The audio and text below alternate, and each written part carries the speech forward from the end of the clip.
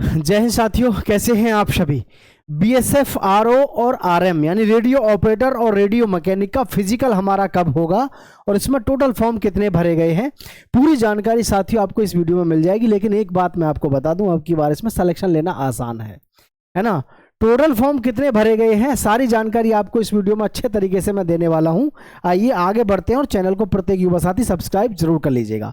BSF head constable radio operator mechanic और recruitment 2025 अगस्त 2024, यानी कि हमको पता है भाई 24 अगस्त से शुरू होकर के कहानी 23 सितंबर तक हमारी चली फॉर्म भरने की। फॉर्म हमारे भर गए और इसमें क्वालिफिकेशन में सबसे ज़्यादा स्पेशलिटी जो आपको देखने को मिली, आप 12th पास होने चाहिए फिजिक्स केमिस्ट्री और मैथ से, फिजिक्स केमिस्ट्री मैथ से, और साथ ही साथ आपके 60% मार्क्स होने चाहिए। तो ये बहुत बड़ी बात हो जाती है कि पीसीएम आप होने चाहिए और पीसीएम के साथ साथ 60% आपके होने चाहिए इसमें मार्क्स, 60%। तो ये सबसे बड़ी बात आपको यहाँ पर देखने को मिल जाती है भाई, जिसमें सबसे बड़ी खास बात है कि इसमें फॉर्म इसी वजह से कम भरे जाते हैं। और पीसीएम से जो फॉर्म भरते हैं उनके पास में गोल्डन अपॉर्चुनिटी रहती है नेवी और एयरफोर्स वाले बच्चों के पास में, जो एयरफोर्स और नेवी की तैयारी कर रहे हैं। क्योंकि ये जो कंपटीशन है ये बिल्कुल हट के है, इसमें सबसे ज़्यादा बच्चा जो जाता है वो एयरफोर्स और नेवी की तैयारी करने वाला ही बच्चे जाता है। क्योंकि इसमें आपको पता है कि फिजिक्स केमिस्ट्री और मैथ वाला बच्चा जो है ज़्यादातर वही है जो टेक्निकल एक्स ग्रुप और एसएसआर की तैयारी कर रहा होता है, ठीक है, क्योंकि क्वालिफिकेशन के अकॉर्डिंग ही है। तो आप इसमें हमारे पास में गोल्डन अपॉर्चुनिटी इस बात की रहती है। अब अगर हम ये सोचें कि टोटल फॉर्म कितने भरेंगे, आपको कोई बताएगा 20 लाख, कोई बताएगा 10 लाख, कोई बताएगा कितने।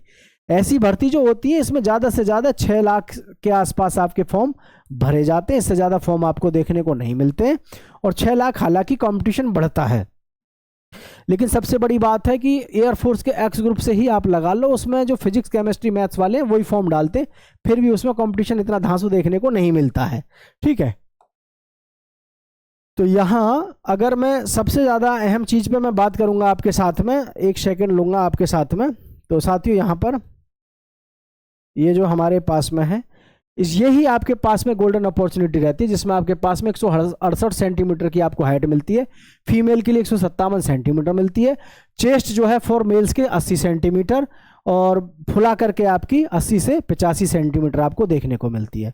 Chest measurement is not applicable of female candidates, female के लिए तो एप्लीकेबल होता ही नहीं है चेस्ट का।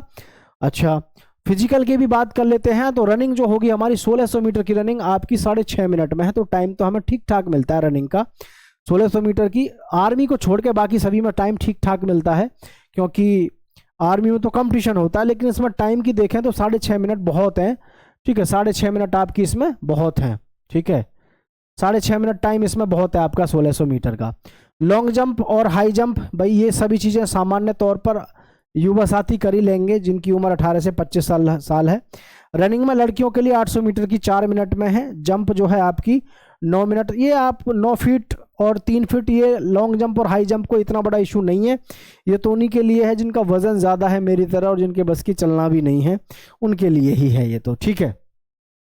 तो यहाँ पर आगे हम देखें तो यहाँ पर सबसे मेन चीज़ आपको देखने को मिल जाती है, क्या ये है selection process and other requirements. तो क्या है, कंप्यूटर बेस्ड टेस्ट होगा पहले आपका, उसके बाद में डॉक्यूमेंट वेरिफिकेशन होगा, फिर आपका मेडिकल एग्जामिनेशन होगा।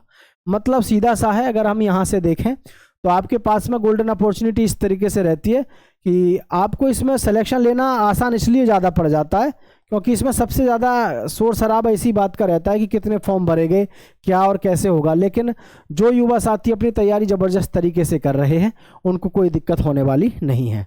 देखो, अब हमको पता है कि इसके फॉर्म जो हमारे भरे गए हैं, अभी ज़्यादा समय हुआ नहीं है, ये भरे गए हैं हमारे अगस्त से सितंबर तक, ठीक है।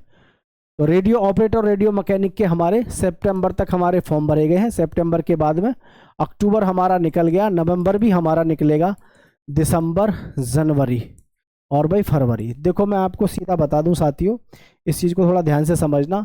नवंबर, दिसंबर, जनवरी, फरवरी तक तो हमारे कम से भी कम यहाँ पर अभी जो टेस्ट चलेगा वो चलेगा बीएसएफ के ट्रेडमैन का, ठीक है।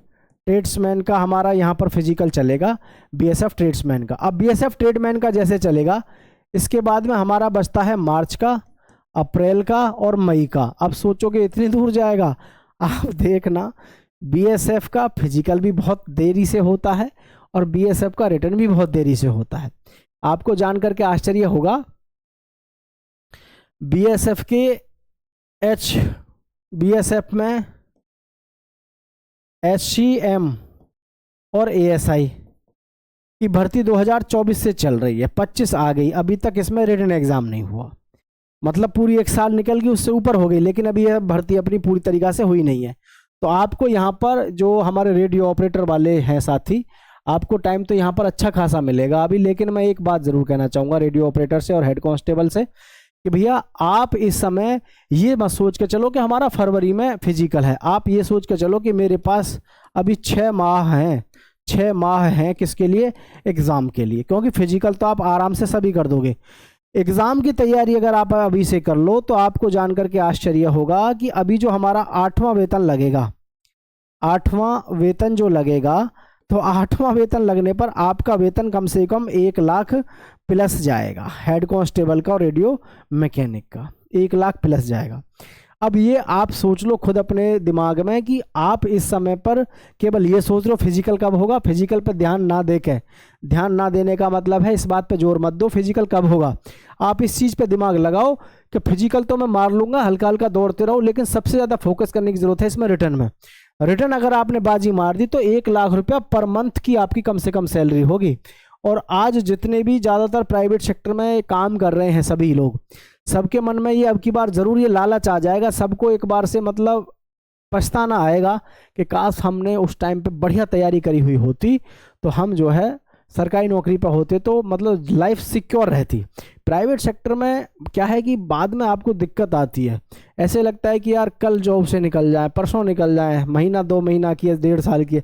लेकिन सरकारी नौकरी जहाँ 1 लाख प्लस सैलरी हो, परमानेंट हो, फिक्स हो, 60 साल की नौकरी, तो वहाँ तो आप समझ सको क्या स्थिति रहेगी। तो इससे गोल्डन अपॉर्चुनिटी आपको ज़्यादा बढ़िया देखने को मिलने वाली है नहीं।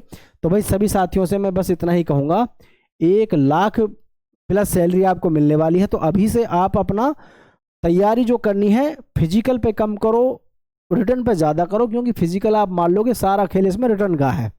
कंपटीशन भी अच्छे लेवल पे आपको इसमें देखने को मिलेगा, क्योंकि अब ऑटोमेटिक जब से सबको पता चल रहा है कि भाई 8वां वेतन आयोग लागू होने पर 2.46 का फिगमेंट लगेगा, मतलब सीधी सी बात है कि फिगमेंट लगने के बाद में तनख्वाह जो पहुंचेगी कम से भी कम 2 गुनी 2.5 गुनी भी मत जाओ तो भाई मतलब 1.25 के आसपास तो लगभग हो ही जाएगी, 1.25 गुनी तो हो ही जाएगी। ठीक है, तो सभी साथी इस बात को दिमाग में बैठा लो और अभी से तैयारी करो, क्योंकि एग्ज़ाम में आपको टाइम मिल जाएगा ठीक ठाक, कम से कम 6 महीने का टाइम आपको एग्ज़ाम में मिल जाएगा।